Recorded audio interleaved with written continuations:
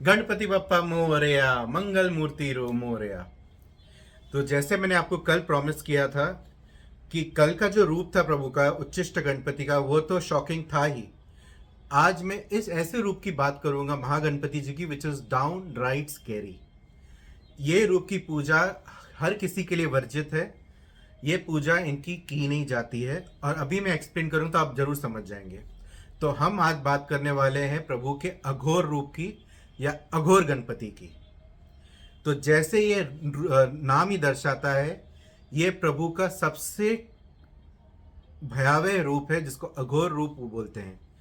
इसकी पूजा कभी घर में, इनकी पूजा, ये रूप की पूजा प्रभु की कभी घर में की ही नहीं जा सकती, क्योंकि ये जो रूप है प्रभु का, ये शमशान के देवता हैं। अगर इनकी पूजा आपने घर में की तो आप शमशानिक एनर्जीज को अपने घर में इनवाइट कर रहे हैं। उसके अलावा ये त्रिनेत्रों वाला भयावह रूप की पूजा सिर्फ और सिर्फ शमशान में रहने वाले साधक ही कर सकते हैं। उनको ही ये रूप की पूजा करने की अनुमति है। अभी ज़्यादा इस रूप के बारे में लोगों ने इतना तो मेरे को रिसर्च करने पे डिटेल्स मिल नहीं रही थी, बट इनका रूप जो है, मैंने इमेज डाल दी है, आप देख सकते हैं कि व्हाट काइंड ऑफ अ रूप इट इज। अभी इससे बट लिंक्ड एक स्टोरी मेरे को जरूर मिली, विच रियली बोलते ना, गिव्स मी द जिटर्स। तो ये स्टोरी है 1765 की, जब भारत पे पेशवाओं का राज था। तो सवाई माधवराव पेशवा तभी के पेशवा थे, जिनकी तबीयत बड़ी खराब रहती थी। तो उनके जो चाचा थे, क्योंकि उनका जो छोटा भाई था नारायण राव बड़ा छोटा था, और उनके जो चाचा थे बार बार चाहते थे कि ये उनका भतीजा कैसे भी मर जाए और वो उनकी गद्दी उनको मिल जाए। तो नारायण राव ने क्या किया, मैसूर में एक तांत्रिक के पास गए और उनको बोला, कुछ ऐसे करो कि मेरे भतीजे की मृत्यु तुरंत ही हो जाए।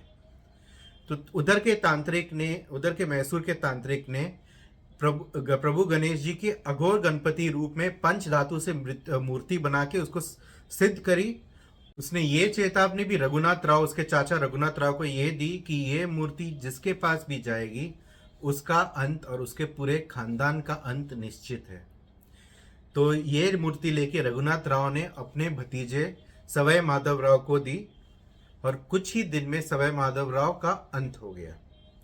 पर रघुनाथ राव को तब झटका लगा जब ये मालूम पड़ा कि उनके बाद चाचा की जगह उन्होंने नारायण राव, जो तभी बच्चा था, उसको ही पेशवा डिक्लेयर कर दिया है। ये सुन के रघुनाथ राव ने एक दिन मर्डर प्लान किया अपने भतीजे का। रात के अंधेरे में लोग पैलेस में घुसे और नारायण राव के ऊपर हमला बोल दिया।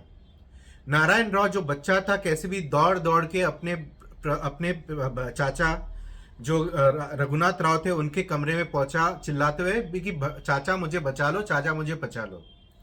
तभी उधर रघुनाथ राव वही मूर्ति की पूजा कर रहे थे उस कमरे में।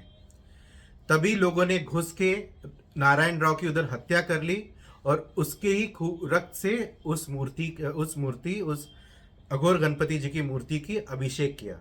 और कहा जाता है ये वो मूर्ति की पहली बलि थी। अभी ये कहानी इतनी लंबी और इतनी खतरनाक है कि मैं पूरी कहानी बोलने से भी कतरा रहा हूँ। पर कहा जाता है कि जहां जहां जिस जिस घर में ये मूर्ति गई, उस घर का विनाश होता हुआ गया। कम से कम 100 साल बीत गए, जब ये मूर्ति पूना में किसी गृहस्थ के घर पहुंची। उसके घर में पहुंचते जब विनाश होने लगा, घबरा के उसने ये मूर्ति को जमीन में गाड़ दिया ताकि किसी को ये मूर्ति ना मिले। बट कुछ 100-200 साल बाद फिर ये मूर्ति जाके किसी पंडित के घर पे पहुंची। उनको भी लगा ये गणेश जी की मूर्ति है, तो पूजा अर्चना उन्होंने शुरू कर दी। पर कुछ ही दिनों में उनके घर में मौत का तांडव चालू हो गया।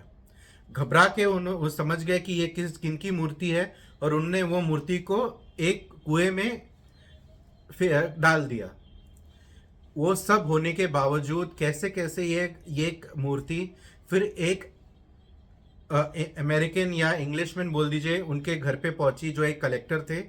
जैसे ही मूर्ति वहां पहुंची, तो वो मूर्ति उनके घर पे आते ही हिज सन बिकेम इनसेन। उससे फिर किसी ने बताया ये मूर्ति किनकी है। फिर उन्होंने अपने दोस्त को ये मूर्ति जी, जो वो दोस्त ये मूर्ति लेके तभी के आदि शंकराचार्य के पास पहुंचे कि इसका इलाज बताइए। शंकराचार्य जी ने मूर्ति को देखते ही बोल दिया कि मूर्ति मुझसे दूर करो और इसका इलाज मेरे पास भी नहीं है। जैसी हताश होके वो दोस्त वापस वो मूर्ति अपने घर पे लेके आया, कुछ ही दिन में उनकी पत्नी की मृत्यु हो गई। एंड में ही कहा जाता है कि उन्होंने फाइनली ये मूर्ति एक मठ में दी और उसके बाद से ये अघोर गणपति की मूर्ति हैज डिसअपियर्ड फ्रॉम हिस्ट्री। तो फाइनली हमारे जो प्यारे गनु भैया है उनकी ऐसी भयानक रूप, there is no the, I am sorry to use this word for Ganu भैया, बट उनका जो ऐसा विकराल रूप है अघोर गणपति, उसके बारे में बात कर करके मेरे ही काफ़ी रोंगटे खड़े हो गए हैं।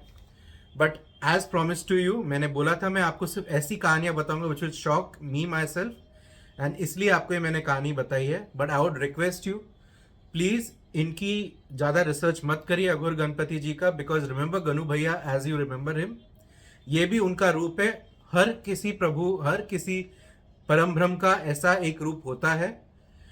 बट कहा जाता है, मैंने कहीं पे लास्ट में एक रीड किया था कि ये फाइनली ये रूप का भी काम होता है, जो अघोर होते हैं ये बप्पा के रूप से या ये अघोर गणपति के रूप से ज्ञान अर्जित करते हैं, क्योंकि जो ज्ञान ये देते हैं, अघोर का लिटरल मीनिंग होता है फियरलेस, इसलिए अघोरियों को बोलते हैं फियरलेस साधुस। तो जब आप फियरलेस हो सकते होंगे तभी आप इनकी साधना शमशान में कर सकते हैं और तभी उनसे ज्ञान प्राप्त कर सकते हैं। तो फाइनली जैसे मैंने कहा था कि दिस इज अ रूप जिसकी पूजा वर्जित है, and it was my job to convey this message to you. But क्या आपको मालूम है कि प्रभु ने एक बार स्त्री रूप भी लिया था? तो जो ये कहानी मैं अभी आगे आपको बताऊंगा in the future days coming, and be ready for much more such episodes, and please subscribe to my channel to get more information like this. Om Gan Ganpati Namo Namah.